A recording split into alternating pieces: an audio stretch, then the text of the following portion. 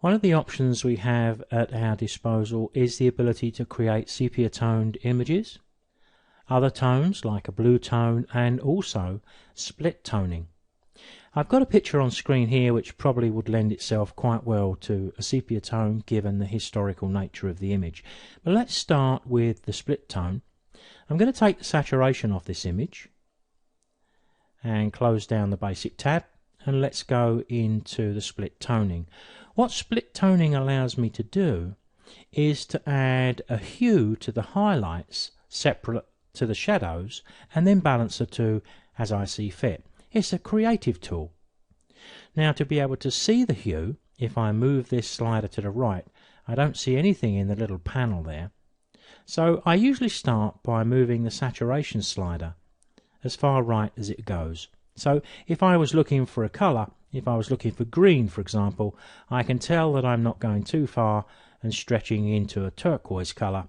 I can back off and say, well, that's about as strong a green as I'm going to create.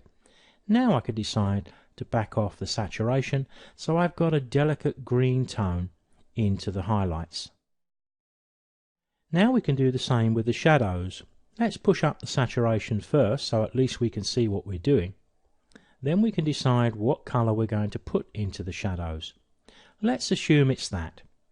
Let's back off a bit with the saturation, and what we've now got is a nice subtle blend between those two colours.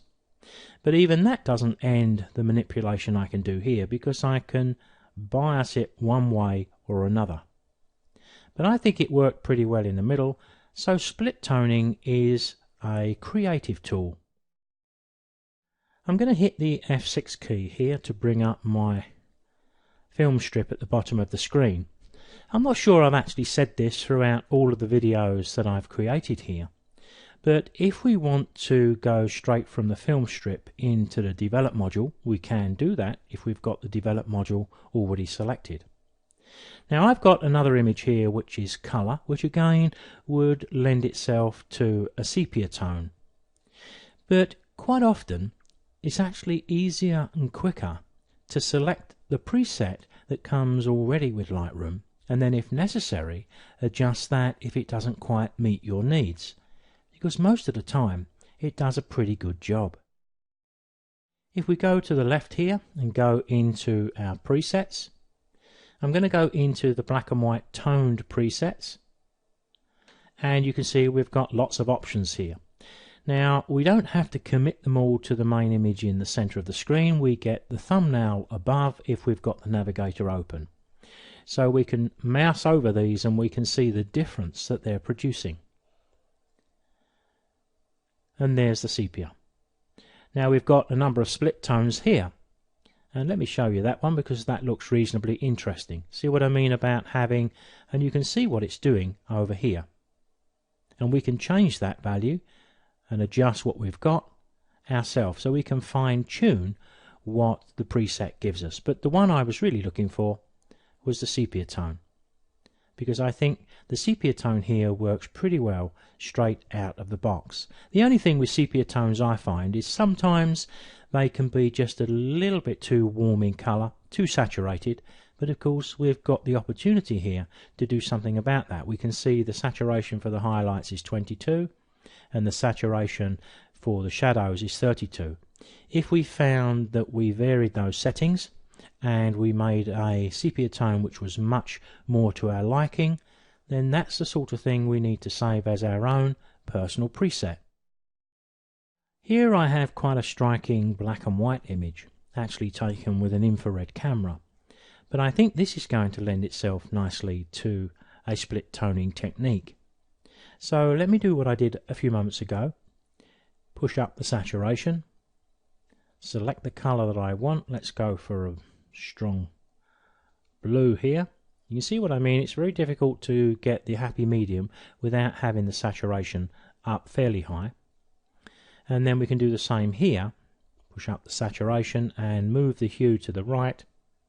And when we get something which we feel is nice, then we can start the fine-tuning of it. And there we can see the image fully on screen, and maybe we can evaluate it just a little better. Similarly to the sepia tone, I think another nice effect is an overall blue tone. Now, we've almost created that when we did the split toning a moment ago, but we can apply the same sort of colour to both the highlights and shadows. And I think that gives a winter feel. It certainly adds a coldness in an image, and sometimes we can have landscapes, or any shot come to that may be shot around the winter time, and it may not have an abundance of colour. And then in that case you may find a delicate blue tone actually enhances your image. Here it's pretty easy to create, as we've seen. We can just pick it from here, from the colour picker, and start from there. But personally I like to push the saturation up and move to the blue colours, just back away. So we're looking at 232. Let's have a look at the other one. Let's push the saturation up. And there we are in the same sort of ballpark. We're going to be around the same sort of figure. And then of course we've just got the saturation to give ourselves the effect that we want. And you can see it can be quite delicate, not too strong. I can remember very many years ago we used to buy printing papers for the darkroom, which were either cool black and whites or warm black and whites, and sometimes they just looked a little bit like this. But perhaps we could squeeze maybe a little more out of this, and or change the colour just a little bit. With the split tone options in Lightroom, as you can see, we can create sepia tones, blue tones, split tones. We've got more than enough creativity there to keep us going for quite some time. In addition to that, we've got the preset values, which we can select and use as they are, or we can select the preset and adjust it to suit our own tastes.